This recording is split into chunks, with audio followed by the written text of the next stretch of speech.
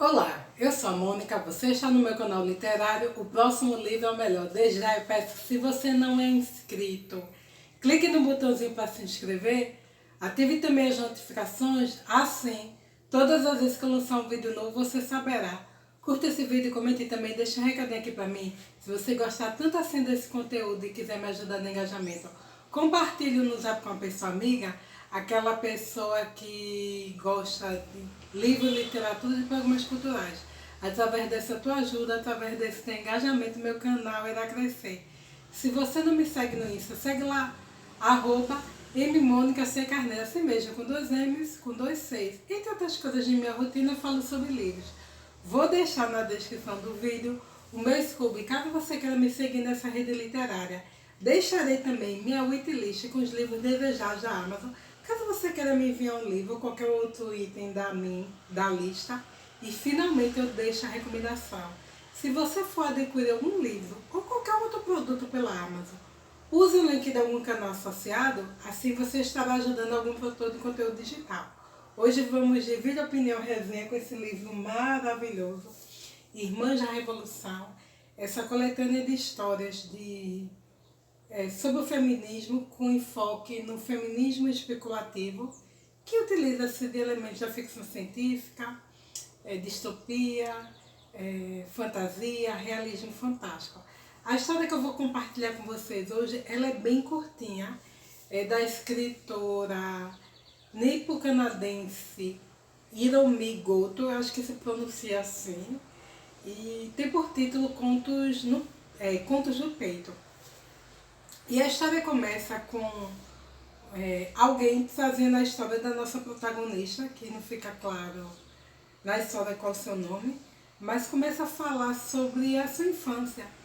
E quando essa mulher era jovem e quando sua mãe lhe dizia que perguntar demais não é uma coisa boa, fazer muitas perguntas é uma coisa ruim.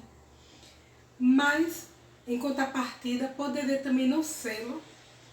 E acho que quando ela coloca essa coisa, dessa crítica de quem pergunta muito, desde já é muito curioso, ou não é tão nocivo, porque também o não perguntar também pode ser. Acho que ela quer trazer essa questão mesmo do equilíbrio entre a curiosidade, entre a descoberta, entre o conhecimento, entre o perguntar e o não perguntar, o fazer e o não fazer. E aí ela vai trazendo a história da nossa protagonista, que no atual momento está trazendo um relato do seu parto, né? Ela fala sobre essa questão da gestação, do nascimento da sua filha, mas de todo um questionamento psicoemocional, físico que ela faz em cima dessa maternidade. E lá depois que ela tem a neném, e ela está na maternidade, ela quer estender essa dormida lá e quer ficar a estadia, né, um tempo mais. E ela pergunta no hospital se pode continuar lá, porque as enfermeiras tratam tão bem, sabem cuidar tão bem da bebê, e a enfermeira responde que não, que não, e ela é encaminhada, né, depois do período mesmo do parto para casa. Ao chegar em casa, ela tem o auxílio da sua sogra, que já desde já refuta que não vai fazer comida para ela, porque acha que o gosto dela é muito diferente e que está acostumada a ver aquela mulher comendo outras coisas, aparentemente bobagens, e que acha que ela não vai se identificar com o paladar da sogra, né? Achei a fala contraditória da sogra, porque é muito estranho pensar que uma mulher, ela acabou de ter passar por um parto e não ter a perspectiva de alguém que vai cozinhar para ela e trazer um alimento super nutritivo. E até mesmo a questão da colocação, de colocar que aquela jovem se alimenta muito mal, até poderia ser, mas acredito que até quem se alimenta muito mal, num período de gestação, passa a ter até uma reeducação alimentar, na maioria das vezes, para suprir mesmo a necessidade do próprio corpo e do bebê, né? A alimentação, muita gente não sabe, mas o nosso organismo ele tem mecanismo de busca independente da nossa percepção de conhecimento psíquico mesmo e de vivência social. Né? Tanto é que quando a gente está com alguma carência de algum nutriente, alguma vitamina, de algo, o organismo demonstra através das doenças. Instintivamente a gente corre atrás de alguns alimentos, mesmo sem saber, instintivamente a gente tem mais vontade de consumir algo, né? Em relação a um outro tipo de alimento. E a nossa protagonista vai narrando essa jornada do filho. E é interessante porque na história ela tem um manual que é dado a toda mulher para se preparar para a maternidade. E esse manual, ele discorre sobre várias coisas, a jornada do filho, versa que o leite materno é fresco e cru. Eu não sei se vocês conhecem esse conceito de cru dentro da questão do leite, e aí não é o leite materno, mas o leite lato sensu. Se diz que o leite cru seria um leite mais saudável. Existem culturas que consomem esse leite cru. Eu acredito que também nos Estados Unidos tem uma cultura do leite cru em relação a algumas propriedades, em algumas fazendas. E tem pessoas que consomem esse leite cru. Então, assim, aí ele versa, né, que é um leite fresco e cru, ou seja, mais benéfico para o bebê. E fala sobre outras ocorrências em relação ao processo de maternidade e amamentação. O inchaço da mama, as vantagens da mãe em relação ao processo de amamentação, porque naturalmente ela iria auxiliar na perda de peso que ela adquiriu após a gravidez. Fala que a mulher ela tem um hormônio prolactina e esse hormônio, de fato, em algum momento, ajuda nesse sentimento da maternidade e o ser maternal, a aflorar isso na mulher, entre tantas outras coisas. A nossa protagonista vê tudo isso com muita incredulidade, porque mesmo o manual versando sobre várias coisas e trazendo à luz algumas informações e até uma perspectiva positiva sobre esse processo de amamentação, ela tem muita dificuldade na amamentação. E o bebê, ele é um neném que mama de uma forma exageradamente contínua, né? Claro que, se a gente pensar na perspectiva real, não é possível tanto, mas aqui, como é uma história ficcional, ela narra uma mamada de 6 horas ininterrupta, né? Ninguém mama 6 horas ininterrupta. Né? Nenhuma criança que tivesse passado por um processo de inanição, muito menos um recém-nascido. Né? Mas o exagero da narrativa é de fato para trazer à luz essa problemática que poderia ter e que pode existir dentro do processo de maternidade e amamentação. Eu vou ler um trechinho da obra para inferir algo para vocês, para que vocês percebam algumas coisas dentro dessa narrativa. Aqui é uma conversa da nossa protagonista com seu cônjuge, né? E diz assim: você leu Panfleto para os pais bebê, amamentados com leite materno? Ah, não, ainda não. Ele dá de ombros e tenta alcançar a luminária de novo. Eu estendo a mão e pego seu pulso em pleno ar. Bom, leia aquela porcaria e aí vai ter uma ideia do que eu estou passando. As mulheres amamentam desde que existem mulheres. O quê? Você sabe o que eu quero dizer. É natural. As mulheres amamentam desde que começaram a existir. Desde o princípio dos tempos. Desde quando existem bebês. Discursa ele, dando uma rápida olhadela para meus seios torturados. Isso não significa que elas tenham gostado disso desde o princípio dos tempos e de que começaram a existir. O fato de ser natural não equivale a gostar do negócio ou ser boa nisso, Sibila. Aí dá para inferir, né? O quanto esse processo de amamentação para o protagonista é difícil, é dificultoso, e o quanto o marido já coloca aquilo como algo natural. Se a gente pensa no processo de amamentação, de fato é algo natural, biológico, que dentro da natureza, e aí não é só o Homo sapiens, mas até os animais, a fêmea, ela naturalmente ela gera e vai ter esse processo de amamentar e cuidar da criança. Mas é algo que a protagonista refuta, não no sentido de dizer que não é natural. Natural até é, como o esposo dela fala. Mas ela coloca como se não fosse, apesar de ser natural, não significa que seja fácil. Não significa que eu esteja preparada. E aí eu percebo não mais uma disposição física, porque fisicamente, em tese, toda pessoa do sexo feminino estaria preparada para a amamentação. E até na natureza, as fêmeas elas estão preparadas para isso.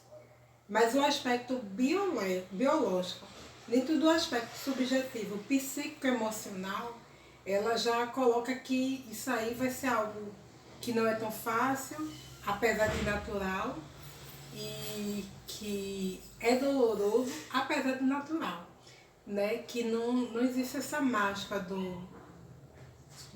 eu nasci biologicamente preparada para isso, portanto, eu vou lidar com isso com muita facilidade, não é?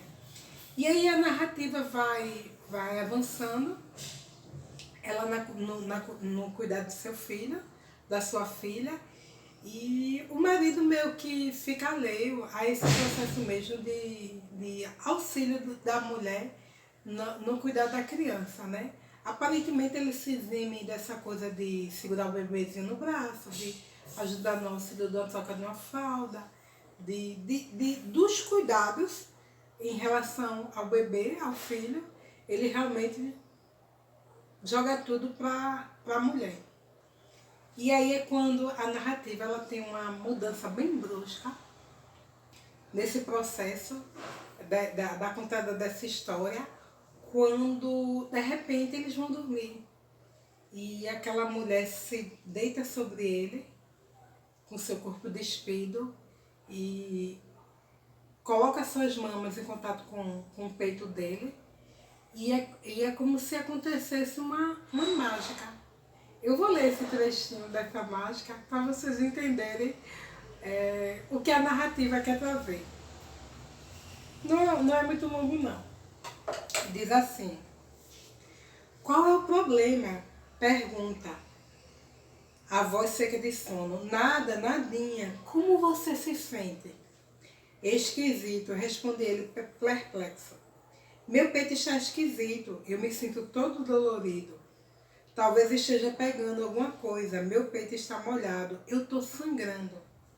Shhh, você vai acordar o bebê. Aviso, pressiona o indicador com gentileza sobre os lábios dele. Ele estava grogue de sono, mas agora acordou de todo. Está se sentando, olha para baixo, para seu peito, seus seios inchados, olha para meu rosto, de novo para os seus. Ai, meu Deus, ele geme. Está tudo bem, eu consolo. Não se preocupe, está tudo bem. Apenas faça-lhe o que ocorrer naturalmente. Uma súbita expressão de choque recai sobre seu rosto e ele estica a mão em pânico para se tocar entre as pernas. Mas sente que está intacto. Alívio cruza seus olhos e então, permanentemente substituído por perplexidade. Eu sorrio, um sorriso vasto sob a fraca luz da luminária. Viro de lado e durmo docemente e profundamente. Eu não sei se ficou claro a leitura, mas é como se dentro de uma mágica aquele homem passa a adquirir mamas e passa a viver fisicamente esse processo de amamentação no seu corpo. E ela meio que traz uma resposta muito comum que ela escutava muito dele como homem, de que tá tudo bem, você lida bem com isso, é um processo natural, você é mãe, você é mulher e volta a dormir. E ela faz a mesma coisa que ele faz. É interessante, eu acho que biologicamente, óbvio, a natureza, ninguém precisa refutar que a amamentação é um processo natural da fêmea e ela, fisicamente, ela tem total potencial e capacidade para isso. Mas a Hiromi, ela trata de outros aspectos subjetivos. E de fato é verdade, porque a maternidade e a paternidade, apesar de serem aspectos biológicos, físicos, elas não se passam só por um aspecto físico, ela passa também por um aspecto psíquico e emocional. É um processo gradual que o ser humano vai passar, ou não, diante dos meses da gestação até o parto. E depois do parto, através da criação do filho, né? Ninguém nasce de uma hora para outra e de uma hora para outra se torna mãe ou pai e simplesmente é uma construção diária paulatina. Até a nossa protagonista, quem já leu a história sabe, ela passa por um processo muito doloroso na amamentação, porque além da neném mamar durante muitas horas, acaba ferindo sua mama, ela tem sangramento. Hoje, no mundo contemporâneo, quem é mãe sabe, e até pessoas como eu que não sou mãe, sabem, as mulheres usam hoje um bico de silicone até para proteger nos primeiros dias da amamentação, mesmo que não use direto, mas usam muito. E quando a criança vai crescendo, continua usando esse bico de silicone para auxiliar nessa questão de não ferir a mama. E a neném, ela mama durante muito tempo, 4 anos, né? Até um período que fisicamente aquele leite não vai ser mais tão eficiente, porque depois dos 6 meses a criança começa a adquirir outros tipos de alimentos. E até se diz que quem passa muito tempo sendo amamentado infantiliza a criança, é até psicamente, emocionalmente ruim, essa amamentação muito prolongada. Mas é interessante quando ela fala disso, que apesar de biologicamente ser tão ok, não é tão fácil lidar com isso. E é uma construção mesmo. Eu lembro, eu tenho 5 sobrinhos de irmãos diferentes. Aí eu lembro quando o meu quarto sobrinho nasceu, que ele já estava grandinho, né? Aí, grandinho não, minto eu. Ele estava com menos de um mês. Eu nunca gostei de pegar a criança recém-nascida, nem meus sobrinhos. Assim, sempre fui aquela tia de tirar foto. Mas não de pegar, nunca gostei. Eu acho que é difícil pegar um recém-nascido, porque a cabeça é mole, tudo é mole. Eu não tenho tato para isso. Eu prefiro pegar quando tá maiorzinho. Aí eu achei engraçado que a mãe do meu sobrinho, do quarto sobrinho Samek, fez assim. Ele já tá com 7 anos. Aí ela fez assim pra mim, é tão engraçado. E ela já tinha o primeiro filho, né? O Heitor, meu primeiro sobrinho homem, que foi o segundo sobrinho, que hoje já está com 17 anos. Quando ela teve Samek, eu fui visitá-la. Ela fez assim, Samek de Dias, ela fez assim, é tão engraçado, porque eu não tinha ele, né? Ele estava na barriga. E de repente nasceu. A casa era o marido, o pai dos meninos, ela e o menino maior, né? Heitor. E de repente nasce Samek. Aí ela diz, você não tinha aquele bebê em casa. Em questão de um dia, 2 dias, parece que aquela criança viveu a vida toda com você. Eu achei tão engraçado isso, e não é verdade. Eu acho que toda mãe já passou por isso. Nasceu o neném, você se preparou, né? Durante 9 meses da gestação. Mas você não tinha aquele bebê ali. E quando ele nasce, parece que ele já viveu naquela casa e faz parte da rotina da família durante anos, né? Quando na verdade acabou de vir da maternidade, tá ainda ali há poucos dias em casa, né? E sendo incorporada à rotina da família. É engraçado isso. Então eu acho que é isso. Eu acho interessante o texto. Eu não gosto da refutagem da maternidade e da paternidade. Acredito que todos são capazes, mas entendo que alguns não se sentem preparados ou não sentem vontade, porque aí vai o ânimo da escolha e aí isso é muito subjetivo, personalíssimo de cada um e eu respeito isso, mas eu entendo que a Irome, ela traz à luz essa questão do enfrentamento, do entendimento que, apesar de não, apesar de ser totalmente natural dentro da espécie, não é tão fácil só pelo fato de ser natural, né? Então gostei muito do texto e acho que serve muito para a gente refletir sobre essa questão dos papéis. O final, quando o homem passa pelo processo de amamentação e o desdém da esposa, traz também à luz a reflexão, né?